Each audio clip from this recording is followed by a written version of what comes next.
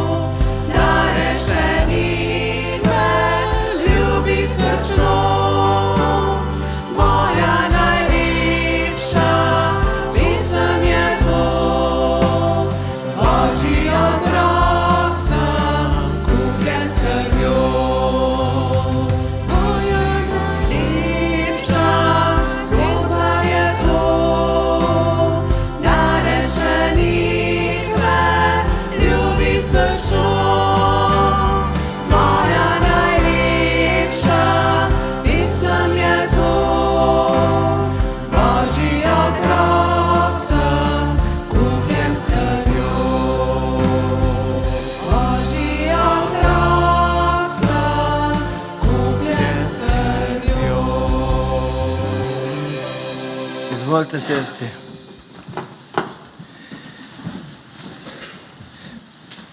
Biblično vodilo za ta teden pa pravi takole: jaz sem dobri pastir.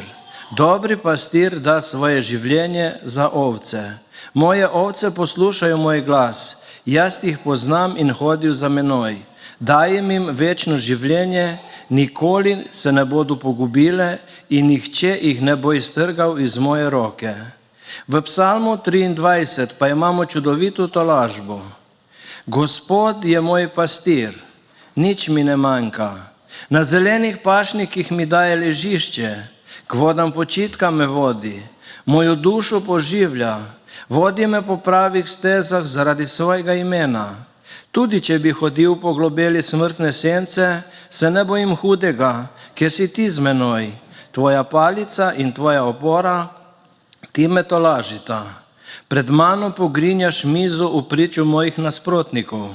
Z oljem mi mazeliš glavo, moja čaša je prepolna. Le dobrota in milina me boste spremljali vse dni mojega življenja. Prebival bom v hiši Gospodovi vse dni življenja. Priznajmo svoje grehe z naslednjimi besedami. Dobri Bog, ljudje marsikdaj grešimo, toda vedno se naših napak ne zavedamo. To so stvari, ki ti niso po volji. Veliko preveč stavimo na stvari, katere so nam v oporo in na katere se lahko zanesemo. Ne zavedamo se pa tega, da so te stvari minljive. Prosimo te, Gospod, usmili se nas. Besede milosti in slavospev pa pravi: jaz pa bom pasel svoje ovce in jim bom nudil počitek, govori vsemogočni Gospod. Izgubljene pokličem, razkropljene pripeljem nazaj, ranjene obvežem, bolne pokrepčam, zdrave in krepke obvarujem. Pasel jih bom, kakor je prav. Slava Bogu na višavah in na zemlji mir ljudem, ki so mu po volji. Molimo. Gospod, naš dobri pastir, ti poznaš naše srce, naše poti in skrbi. Vodi nas, ko se izgubimo, poišči nas, ko zaidemo in nežno nas nosi, ko omagamo. Daj nam zaupanje, da sledimo tvojemu glasu, tudi kadar ne razumemo poti pred seboj. Uči nas poslušati te v tišini in prepoznati tvojo ljubezen vsakem dnevu. Dobri pastir, ostani z nami, zdaj in vse trenutke našega življenja. Amen. V nadaljevanju bomo prisluhnili berilu, predtem pa bomo zapeli skupno pesem Ti si se dotaknil me.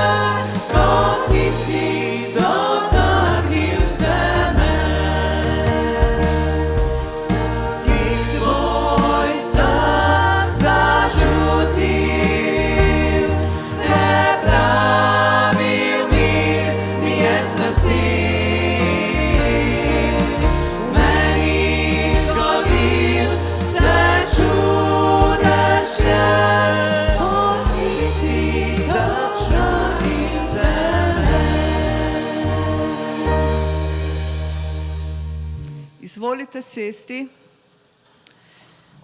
Današnje berilo je iz Evangelija po Janezu, 10. poglavje, od 27. do 30. vrstice. Pravi pa takole: Moje ovce poslušajo moj glas. Jaz jih poznam in hodijo za menoj. Dajem jim večno življenje, nikoli se ne bodo pogubile in nihče jih ne bo iztrgal iz moje roke. Moj oče, ki mi jih je dal, je večji od vseh in nihče jih ne more iztrgati iz očetove roke. Jaz in oče sva eno. Dragi zbrani, drage sestre, dragi bratje, naše misli so kot prostor, kjer se srečujejo različni glasovi, kot so strah, zaskrbljenost, mnenje drugih, pa tudi glas hrepenenja po boljšem. Ti glasovi nas pogosto razdvajajo in utrujajo. In vendar je med njimi glas, ki je drugačen. Ne kriči, ne sili, ne vznemirja. Govori tiho, a z močjo, ki doseže srce. To je glas dobrega pastirja, ki pravi: Moje ovce poslušajo moj glas, jaz jih poznam in hodijo za menoj. Ta glas nas ne kliče v nemir, kliče pa nas v zaupanje. Ne obsoja, ampak dviga. Ne oddaljuje, ampak nas išče, tudi ko se izgubimo. Pozna nas bolj, kot poznamo sami sebe in nas vodi po poti življenja. Danes smo povabljeni, da se ustavimo, da dovolimo, da vse druge glasove vsaj za trenutek umirimo in v tišini prepoznamo njegov glas, ki je poln tolažbe in miru. Zato odprimo srce temu nežnemu glasu, ki nas vabi v zaupanje z naslednjo pesmijo: Kliči me in ti odgovorim. Lahko ostanete.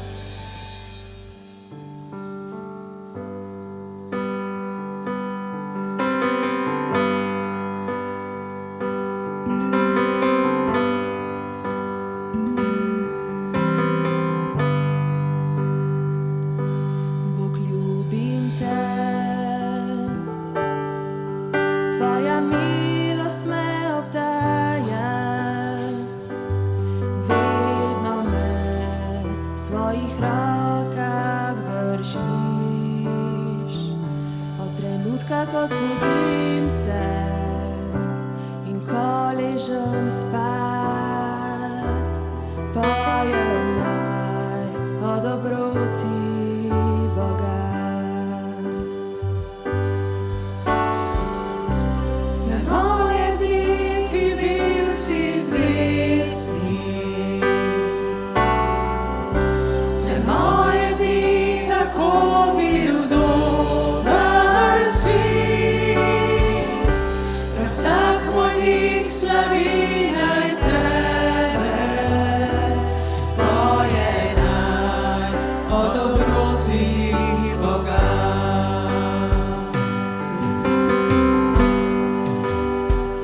Tvoj ljubi glas, vodil si me skozi ogenj, ti vedno si temni noči ob meni.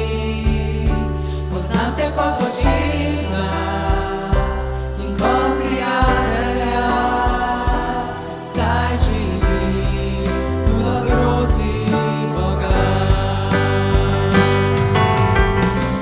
Vse moje dni ti bil si zvest mi, vse moje dni tako bil dober si. Vsak moj dik slavi naj tebe, poje naj o dobroti Boga. Da me tvoja spremlja in zasleduje me, dobrota me tvoja spremlja in zasleduje me. Življenje ti predajam vse, na tebi dajem vse. Dobrota me tvoja spremlja in zasleduje me. Dobrota me tvoja spremlja in zasleduje me. Dobrota me tvoja spremlja in zasleduje me.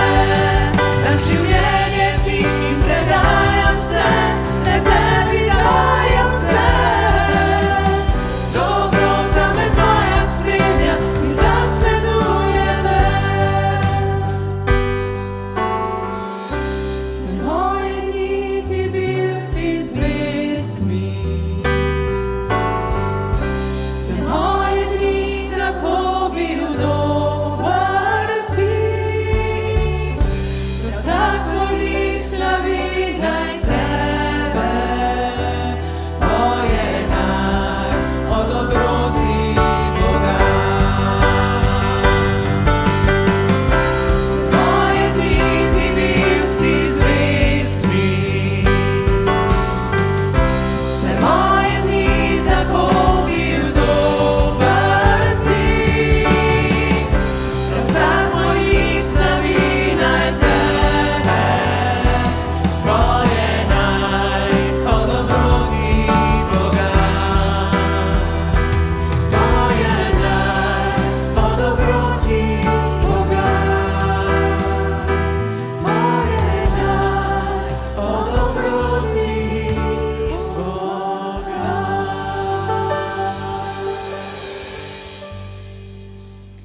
Nebeški Oče, hvala ti za tvojo dobroto, hvala za tvojo milost, hvala za tvojo ljubezen. Hvala ti, da nas ti držiš v tvoji roki. Hvala ti, da so tvoje oči vedno nad nami, da nas ti vodiš skozi življenje. Hvala ti za ta trenutek, ko smo lahko pred tabo. Hvala ti, Gospod, da se lahko učimo iz tvoje besede. Hvala, da lahko pojemo čudovite pesmi. Hvala za tvojo milost, za tvojo ljubezen, za tvojo zvestobo. Amen. Izvolite sesti, pred nami je utrinek za otroke.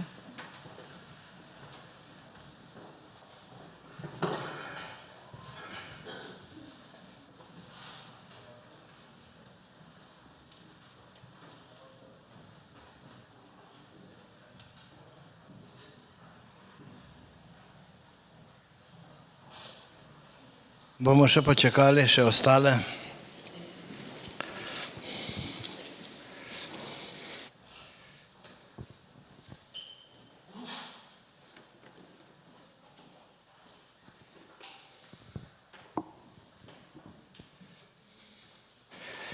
Dragi otroci, s seboj sem prinesel eno stvar, verjetno je že poznate. Zvonček. Ste ga slišali? Pa veste, zakaj ste ga slišali? Zato, ker ste bili vsi tiho in ste pričakovali, kaj bo ta stric povedal. Zdaj pa dajte med sabo se pogovarjati. Povejte, kdaj ste rojeni, v katero šolo hodite. Tudi starejši lahko naredite malo, za trenutek malo bolj glasni, da smo.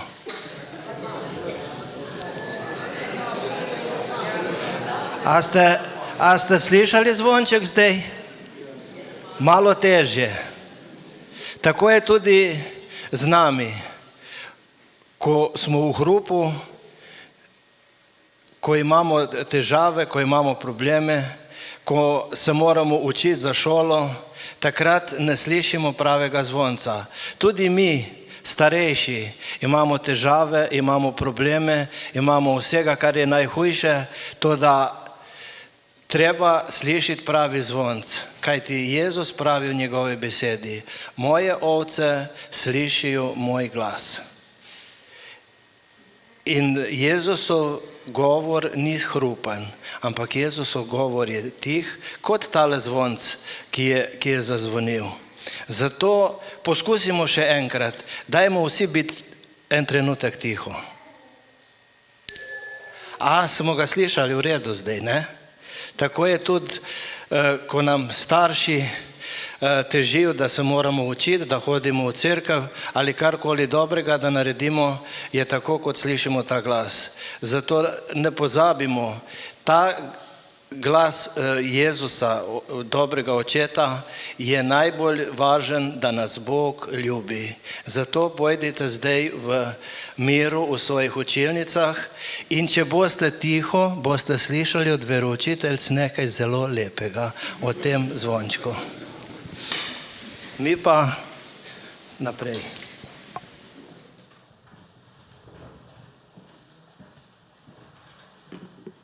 Bližamo se Božji besedi, predtem pa bomo pobrali še prostovoljno nabirko s pesmijo Moč je moja v tebi.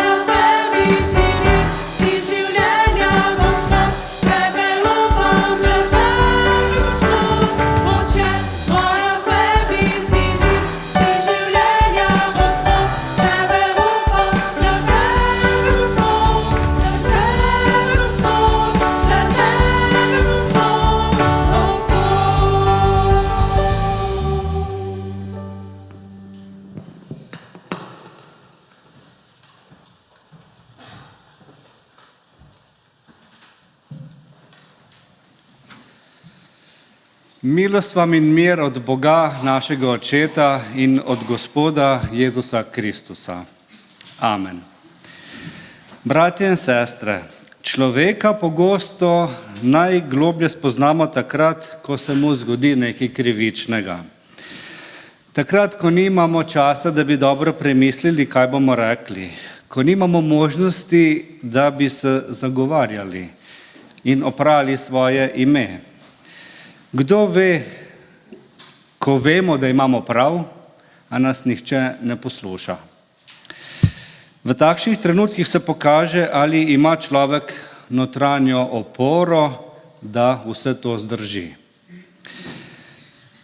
Pred 19 leti, leta 2007, 15. aprila, se je na tekmi tik pred koncem rednega dela sezone NBA med San Antonio Spursom in Dallas Mavericksom zgodil kratek, a zelo poveden trenutek. Predstavljajmo si polno dvorano, tisoče ljudi na nogah, glasna glasba, glasno navijanje, napetost v zraku. Dve rivalski ekipi, dolgoletni tekmici, obe iz ameriškega Teksasa. Vsaka sodniška odločitev šteje, vsaka poteza lahko odloči tekmo, celo sezono. Na klopi San Antonija sedi Tim Duncan, eden najboljših košarkarjev svoje generacije, morda najboljši vseh časov. 4-kratni prvak, izkušen, spoštovan, znan tudi po tem, da ni bil provokativen niti na igrišču, niti v osebnem življenju. Nenadoma sodnik zapiska neko odločitev. Dvorana eksplodira, žvižgi, kričanje, protesti, igralci skačijo, trener gestikulira. Kamera za trenutek se ustavi na klopi San Antonija. Tim Duncan pa mirno sedi. Gleda proti igrišču. In za bežen trenutek se mu na obrazu pojavi nasmeh, kot odziv nejevere glede sodnikove odločitve. A sodnik to opazi. Stopi do klopi, Tim Duncanu dosodi tehnično napako. Brez razlage, brez dialoga. In ker Tim ni ugovarjal, sledi še druga tehnična napaka. In, kot vemo, avtomatska izključitev. Vse utihne. Vsi čakajo, vsi vedo, kaj običajno sledi. Jeza, kričanje, kazanje s prstom, besede, ki jih kasneje obžaluješ. Duncan pa naredi nekaj nepričakovanega. Vstane, si popravi dres, pogleda proti igrišču in brez ene same besede odide v slačilnico. Čez nekaj dni vodstvo lige tekmovanja prizna. Odločitev je bila napačna. Zgodila se je zloraba moči in izguba samokontrole. Sodnik je bil suspendiran. Sodnik je bil denarno kaznovan. Odločitev o suspenzu je bila šokantna, saj je šlo za najbolj izkušenega in uglednega sodnika lige. Krivica, ki se je zgodila Timu Duncanu, je bila popravljena. In ironično je, da je tudi tisto leto Tim Duncan z ekipo osvojil naslov prvaka NBA. Vprašanje, ki se tu odpre, ni novo vprašanje sodobne kulture, ni vprašanje športa, medijev ali osebne discipline, ampak gre za eno najbolj temeljnih človekovih vprašanj. Kaj ostane od nas, od človeka, ko mu vzamemo glas, pravico in nadzor? Torej, ko se nam godi krivica. In prav s tem vprašanjem so se zelo resno soočali že prvi kristjani. O tem vprašanju, o doživljanju krivice, je pisal apostol Peter. Prisluhnimo sedaj besedam iz 1. Petrovega pisma, 2. poglavje, od 21. do 25. vrstice.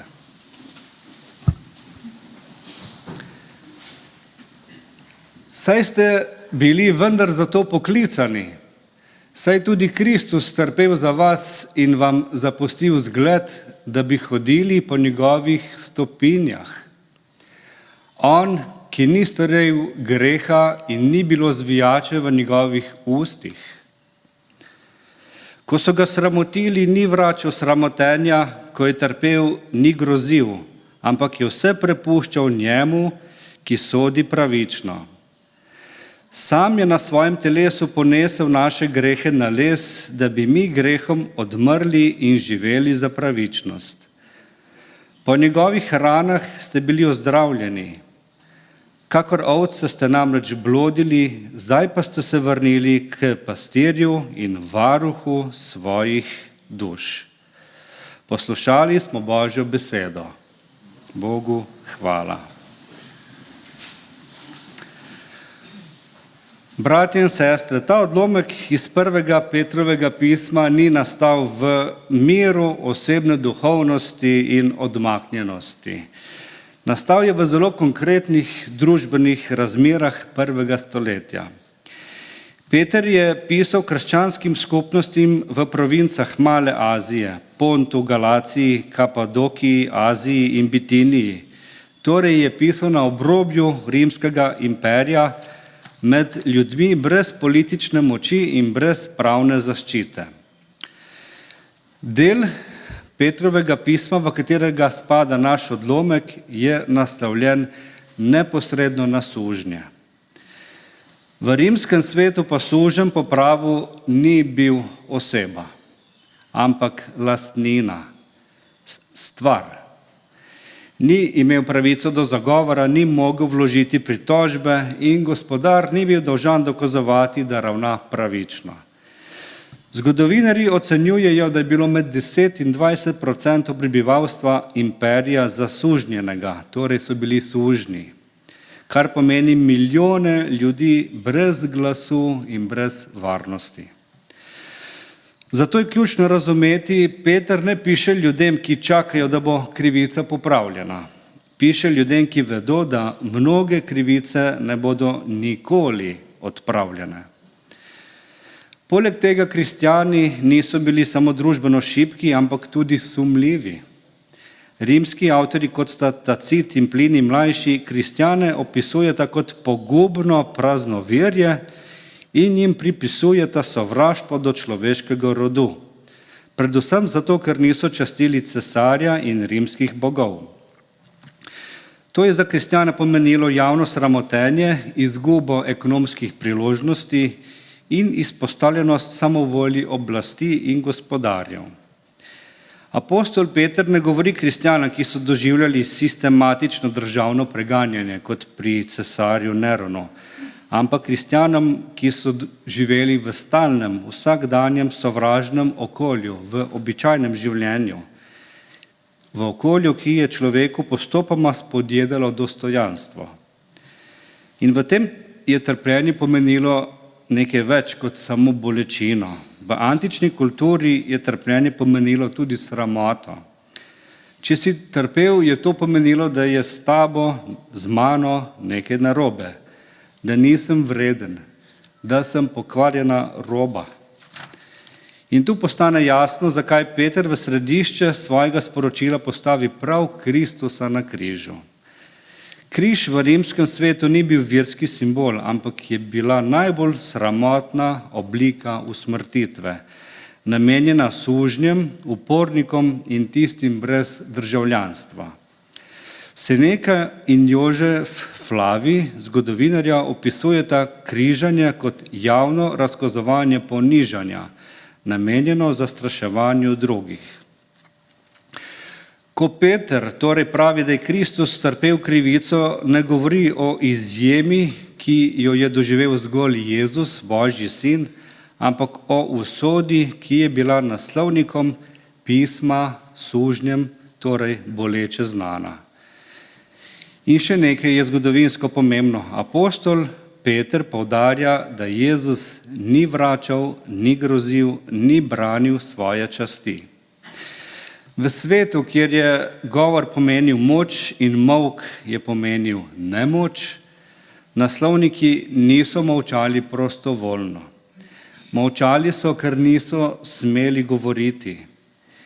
Peter te realnosti ne zanika, vendar to krivično stanje ne opisuje kot dokončno izgubo, ampak kristjanom sporoča, da njihova identiteta ni odvisna od družbenega priznanja. Če sedaj to strnemo, prebrani odlomek je nastal v svetu brez človekovih pravic, brez zagotovila, da bo krivica razrešena in brez mehanizmov, ki bi ščitili šibkega. Peter zato ne ponudi revolucije, ampak nekaj radikalnejšega. Temelj, na katerem lahko človek osebno obstane tudi takrat, ko ga sistem ne varuje. In s tem zgodovinskim ozadjem lahko razumemo, kaj pomenijo besede o Kristusu kot o tistem, ki je krivico nosil in jo izročil Bogu. Bratje in sestre, apostol Peter prebrani odlomek ne začne z razlago krivice, ne razpravlja, zakaj se dogaja in ne ponuja tolažbe v klasičnem smislu. Namesto tega izreče stavek, ki zazveni skoraj žaljivo, šokantno. Zato ste bili poklicani. Vprašamo se torej za krivico, zato da prenašamo krivico. Ta stavek potrebuje premor, kajti če ga slišimo narobe, nas lahko pohujša. Peter ne pravi, če se zgodi krivica, jo potrpite, ampak reče nekaj hujšega, še bolj ostrega. Krivica ni zunaj obzorja krščanske poklicanosti. Krivica ni tuja krščanski izkušnji. Ta stavek o poklicanosti nas ne tolaži, ampak nas razgali. Gre za paradoks, ki ga apostol Peter namerno ne omili. Pa vendar bodimo natančni. Peter ne pravi, da smo poklicani v trpljenje, pravi, da smo poklicani v Kristusa. In Kristus ni vstopil v svet na mesto moči, ampak prav to je srž naše vere na mesto krivice. To je paradoks krščanstva. Bog sveta ni rešil tako, da bi krivično smrt odstranil, ampak tako, da jo je izkusil. Zato poklicanost ne pomeni, to in to moram prenašati. Pomeni, da naš odnos z Bogom ni prekinjen, ko se zgodi krivica. Ko imamo občutek, da se nam godi krivica, naš odnos z Bogom ni prekinjen. Poglejmo, kako so to, da je krivica osrednji del vere, razumeli prvi očetje. Irinej Lionski je zapisal: Božja slava je živi človek. Ne človek brez bolečine, ampak človek, ki se v krivici ne sesuje v stvar, ne postane objekt, vzorčni primer ali statistika. Ignacij Antiohijski pa je na poti v mučeništvo zapisal stavek, ki zareže. Zapisal je: zdaj začenjam biti učenec. Šele takrat, ko je izgubil glas, položaj, varnost, pa ne zato, ker bi bilo trpljenje plemenito, ampak ker je odpadel vsak lažni temelj identitete in ostane zgolj zaupanje v Boga. Avguštin je to povzel v enem stavku: Bog ne bo odstranil zla, odnesel pa bo tebe čezenj. In to je ključno. Bog ne obljubi sveta brez krivic, obljubi pa, da krivica ne bo imela zadnje besede nad tem, kdo si, kdo sem. In to je poklicanost. Nismo poklicani zato, ker je svet pravičen ali ker sem jaz pravičen, ampak zato, ker Bog ostane navzoč tudi takrat, ko pravice ni. Danes živimo v kulturi pravičnosti. To pomeni, da smo navajeni misliti takole: če se nam zgodi krivica, jo moramo poimenovati, razjasniti in seveda popraviti. Če nimamo glasu, smo potisnjeni na rob. In če ne pride do zadoščenja, imamo občutek poraza. Ta miselnost ni napačna. Pravičnost je zelo pomembna. Toda Peter razmišlja na drug način. Njega ne zanima vprašanje, ali bo krivica odpravljena. Zanima ga, kaj bo krivica naredila s človekom, s kristjanom. Ali bo postala tisto, po čemer se bo človek ravnal. Naša kultura poskuša človeka rešiti tako, da krivico odpravi, kot da je ni.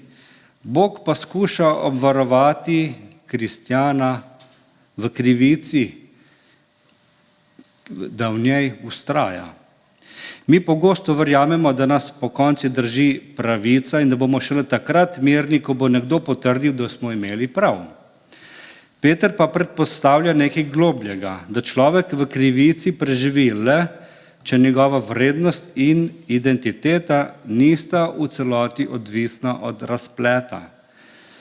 Zato človeka ne drži po konci zmaga v sporu, ampak odnos z Bogom, ki krivici ne dovoli, da bi imela zadnjo besedo v našem življenju. To ni manj zahtevno, je pa bolj temeljito. Bratje in sestre, odlomek, ki smo ga prebrali, postane še bolj resničen takrat, ko ga začnemo prepoznavati v svojem vsakodnevnem življenju. Z naslovniki, ki jim je pisal apostol Peter, se lahko poistovetimo, ko nas nekdo prizadene z besedo. Mi pa se odločimo, da ne bomo odgovorili, ne zato, ker bi bili šibki, ampak ker vemo, da bi odgovor samo poglobil rano. In zvečer, ko se uležemo, vseeno razmišljamo, zakaj moram spet jaz nositi to breme in reševati odnose. Ali ko smo v vlogi starša, ki daje več kot prijema in se znajde v situaciji, ko ni zahvale, ni razumevanja, je le zahteva. In se sprašuje, ali sploh kdo vidi, koliko me to stane, živcev, zdravja in vsega. Ali ko v skupnosti ali na delovnem mestu čutimo, da nismo del kroga, pa nihče ne reče, da nas izključuje. Ni izrečene krivice. Je pa občutek, da naš glas ne šteje. In se naučimo molčati, ne da bi bila to naša želja. Ali ko poskušamo ravnati pošteno, pa ugotovimo, da poštenost nima kratkoročne nagrade.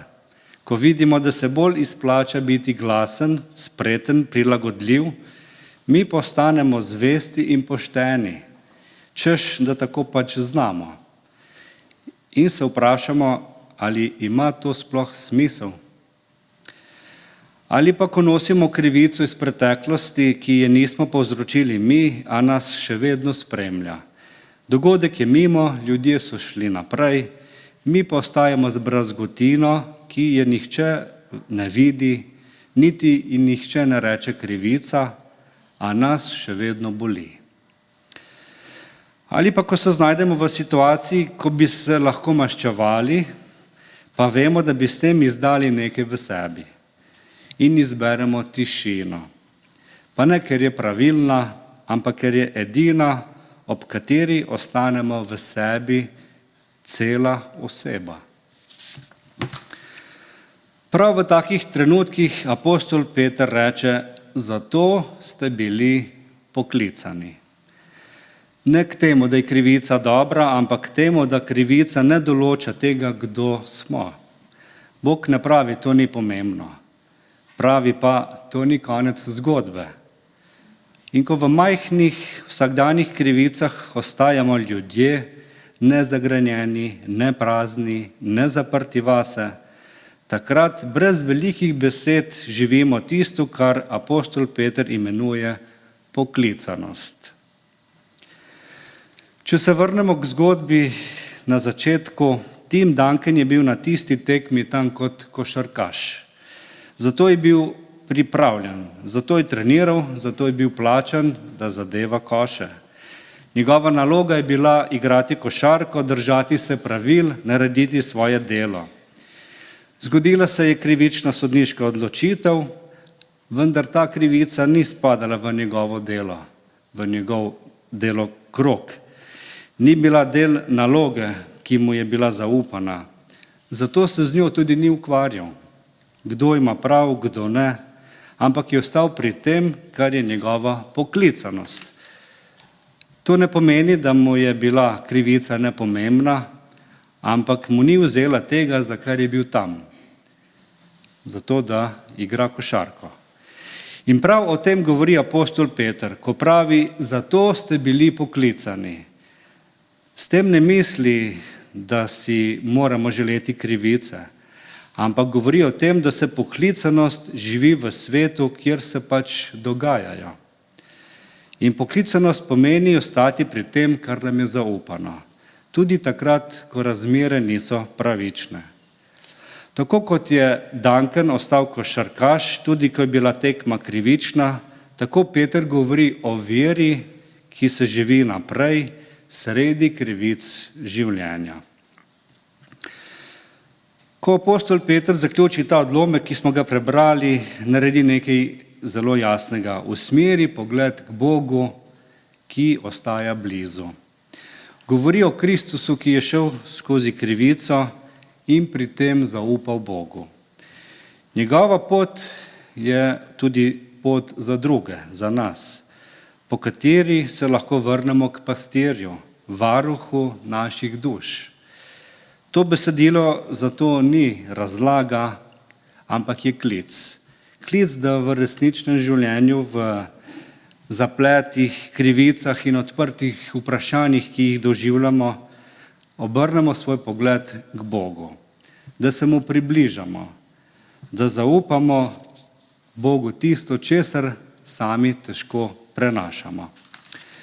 Peter nas vabi, da se ne zapremo vase, ampak da naredimo prostor za odnos, za bližino, za Boga, ki drži smer našega življenja.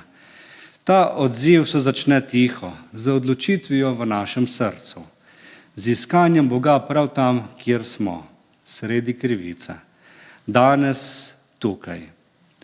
In v tem se rodi tudi mir. Božji mir, ki presega vsak bo varoval naša srca in naše misli v Kristusu Jezusu. Amen. Molimo. Zvesti in usmiljeni Bog, ti si naša pomoč in naša opora. Ti hodiš z nami po poteh našega življenja in ostajaš blizu v vseh časih. Ko se pot zoži in ko se dan nagne k večeru, utrdi naše zaupanje vate. Vodi nas po poti Kristusa, pastirja in varuha naših duš. V tvoje svete roke izročamo svoja srca, svoje misli in svoje življenje.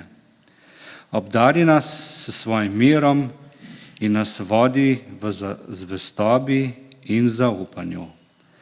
Po Jezusu Kristusu, našem Gospodu. Amen. Sedaj bomo na ta Božji klic odgovorili s pesmijo. S pesmijo, ki izraža prošnjo in zaupanje. V trenutkih, ko pot postane tiha in ko dan prehaja v večer. Naj bo to naša skupna prošnja in tudi zahvala, da Bog ostaja z nami in nas spremlja po poti življenja. Zapojmo pesem Z mano ostani.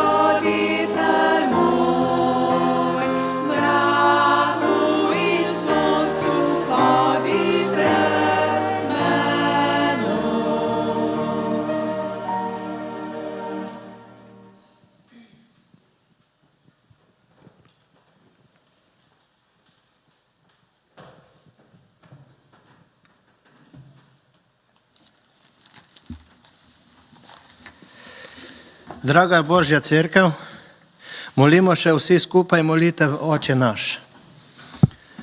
Oče naš, ki si v nebesih, posvečeno bodi Tvoje ime. Pridi k nam Tvoje kraljestvo, zgodi se Tvoja volja, kakor v nebesih, tako na zemlji. Daj nam danes naš vsakdanji kruh in odpusti nam naše dolge, kakor tudi mi odpuščamo svojim dužnikom, in ne vpelji nas v skušnjavo, temveč reši nas hudega, ker Tvoje kraljestvo in moč in slava na veke. Amen. Prejememo še duhovniški blagoslov. Gospod naj te blagoslovi in te varuje. Gospod naj da sijati svoje obličje na tabo in naj ti bo milostljiv. Gospod naj dvigne svoje obličje na te in ti podeli mir. Amen. Prosil bi člane pevskega zbora za 5-minutni sestanek.